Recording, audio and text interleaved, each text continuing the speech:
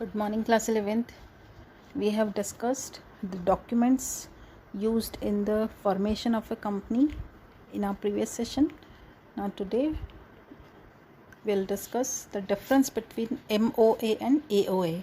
But before that, the two questions let us solve. First question is, which document defines the objectives of joint stock company? Simple MOA, ठीक है, क्योंकि company के objectives जो हैं वो किस में लिखे होते हैं, मेमोरेंडम ऑफ एसोसिएशन में. And second is, in which document are the rules for attaining the internal objectives mentioned in the memorandum of association.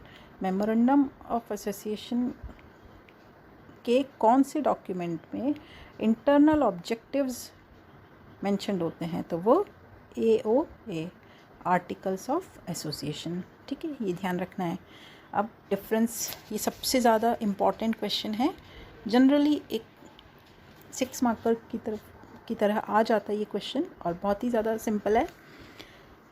So MOA defines the objectives of the company, whereas AOA defines the rules for attaining the objectives mentioned in MOA. ठीक है, MOA में जो rules mention है उनको कैसे पूरा करना है उससे रिलेटेड रूल्स होते हैं. पोजीशन क्या है? MOA जो है बहुत ही ज़्यादा इम्पॉर्टेंट डॉक्यूमेंट है, जबकि AOA इसका सब्सिडरी डॉक्यूमेंट है, इसका एक सहायक डॉक्यूमेंट कह सकते हैं उसको. ठीक है. Third is validity. MOA, the activities beyond the power of MOA are not considered to be performed by the company and even all the members can't rectify them. ठीक है, MOA में जो भी ऑब्जेक्टिव्स लिखे हुए हैं, जो भी रूल्स लिखे हुए हैं, अगर उससे बियॉन्ड जाके कंपनी कोई काम करती है तो वो उसको रेक्टिफाई मीन्स करेक्ट नहीं किया जा सकता.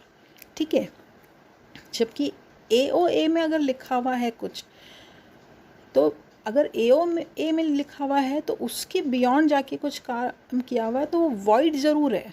ठीक है, वॉइड है बट वो नल नहीं है. मीन्स जैसे वॉइड है बट उनको जो है रेक्टिफाई किया जा सकता है फिर भी. ठीक है, बट अगर MOA में जो लिखा हुआ है उसको रेक्टिफिकेशन नहीं किया जा सकता. Next is, MOA defines the relationship between company and the outsiders, जबकि AOA defines the relationship between company and members. Okay. Then necessity. MOA's preparation is necessary to get the company registered. ठीक है, registration के समय ये compulsory document होता है, but it is not necessary for private company. Okay, and not necessary to prepare for public company. Actually private companies के लिए ये नेसेसरी है, बट पब्लिक कंपनीज़ जो है वो मैंने आपको पहले भी बताया था कि ये जो कंपनीज़ एक्ट 2013 में कुछ जो सेट दिए हुए हैं वो उन सेट को भी ये set A, set B, set C, ठीक है, इस तरह से AOA के सेट दिए हुए प्री डिफाइंड सेट्स, उनको भी ऑप्ट कर सकती है. ठीक है. एंड ऑल्ट्रेशन मीन्स उसमें जो चेंजेस हैं, तो चेंजेस यहाँ पे it can not be easily altered and many matters required approval of court. मतलब इसमें ऑल्ट्रेशन बहुत ज़्यादा मुश्किल है. ओके, बट ये ईजीली ऑल्टर्ड हो सकता है. It can be easily altered by a special resolution. Okay. Now this topic is not there in your course, choices of form of business organization. This is cut. Okay, it has been deleted, so we will not discuss it. Now some questions, let us see. So first question, which form of business organization has not the feature of unlimited liability? Sole proprietorship में unlimited होती है, partnership में unlimited होती है, HUF में भी कर्ता की अनलिमिटेड लाइबिलिटी होती है, बट कंपनी में अनलिमिटेड लाइबिलिटी नहीं होती है. तो ये आंसर होगा कंपनी. ठीक है. Next question, registration is compulsory in. Sole proprietorship में रजिस्ट्रेशन कंपलसरी नहीं होता, पार्टनरशिप में रजिस्ट्रेशन कंपलसरी नहीं होता, इवन HUF में भी कंपलसरी रजिस्ट्रेशन नहीं होता, बट कोऑपरेटिव सोसाइटीज़ का रजिस्ट्रेशन कंपलसरी होता है, ठीक है।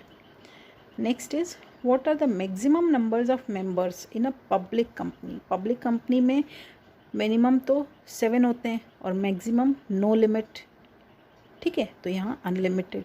और प्राइवेट में कितने होते हैं? 2 से 200, ठीक है। फिर next, what are the main documents required to form a company. Main documents तो सारे ही होते हैं, मेमोरेंडम ऑफ एसोसिएशन है, आर्टिकल ऑफ एसोसिएशन है, फिर प्रॉस्पेक्टस है और ऑल ऑफ द अबव है। देखा जाए तो ये सारे ही यहाँ पे हो सकते हैं, ठीक है। बट इस क्वेश्चन में यहाँ पे कुछ थोड़ा मेंशन किया हुआ नहीं है, required to form a public company और प्राइवेट कंपनी, ओके। तो यहाँ पे ये थोड़ा सा वो अगर और हो जाता तो थोड़ा सा क्लियर हो जाता, but you can write all of the above, okay. Which of the following in is a public company, okay. अब यहाँ पे सैमसंग पब्लिक कंपनी है, पार्ले पब्लिक कंपनी है, बेल पब्लिक कंपनी है या एयरटेल पब्लिक कंपनी है। See this question is little bit wrong because ये जो 3 हैं ये तो पब्लिक कंपनीज लग रही है, भेल एक गवर्नमेंट ऑफ इंडिया का इंटरप्राइज है, तो यहाँ पे क्वेश्चन थोड़ा सा रॉन्ग है। विच of the following is not a public company means, okay, is not a, यहाँ पे नॉट होना चाहिए था, तब यहाँ पे आंसर आएगा भेल। बाकी ये तीनों तो पब्लिक कंपनीज ही हैं। Next is which of the following has a separate legal entity. अब सेपरेट लीगल एंटिटी किस में होती है? कोऑपरेटिव सोसाइटी में होती है, HUF में होती है, पार्टनरशिप में, ऑल अबव। पार्टनरशिप में नहीं होती है, HUF में नहीं होती है, कोऑपरेटिव सोसाइटी में सेपरेट लीगल एंटिटी होती है, या फिर कंपनी सेपरेट लीगल एंटिटी होती है, ठीक है। तो answer is A. Then which of the following is true? Question number 7, partnership is registered under partnership act 1986। No, wrong. A minor cannot be partner. It is also wrong. Minor can be a partner. Written agreement among partner is called partnership deed. Yes, correct. There should be minimum 3 directors in 1 person company. No. Okay, so C option is correct. Then partnership is registered under Partnership Act 1932. Yes, A option correct. Then joint Hindu family business is managed by eldest female member. No. All members. No. Jointly male female members. No. Karta. Okay, Karta is the eldest male member, which is managed, means HUF is managed by Karta. Okay, then question number 10, a partner who allows the use of his name but neither contribute capital nor participate in management is called, okay, उसका name allow करता है but ना तो वो capital invest करता है और ना ही मैनेजमेंट में वो पार्टिसिपेट करता है, तो वो नॉमिनल पार्टनर है। नॉमिनल पार्टनर में भी 2 हो सकते हैं, पार्टनर बाय इस्टोपल या पार्टनर बाय होल्डिंग आउट, ठीक है, बट यहाँ पे नॉमिनल पार्टनर आ जाएगा। अब ट्रू फॉल्स देख लेते हैं। Secrecy can be maintained in company. False. Secrecy cannot be maintained because companies have to publish its accounts to the common public. A minor can be a partner in partnership firm for profits only. True. Okay. क्योंकि वो loss तो bear कर ही नहीं, उसको loss तो दे ही नहीं सकते, उसको तो केवल प्रॉफिट ही वो ले सकता है, ठीक है। There is no restriction on transfer of shares in public company. Yes, true. Public company में शेयर्स के ट्रांसफ़र पे कोई रेस्ट्रिक्शन नहीं होता है।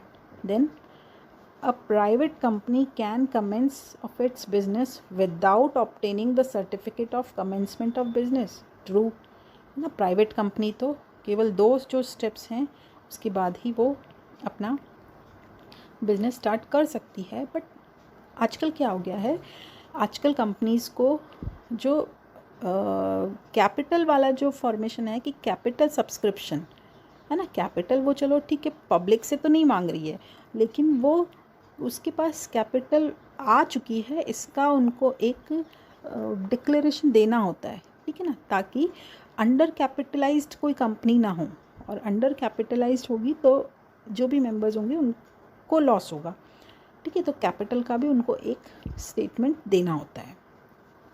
And table A is applicable in the absence of article of association. A is not applicable, table F is applicable. Table F is applicable in absence of article of association. So this is false.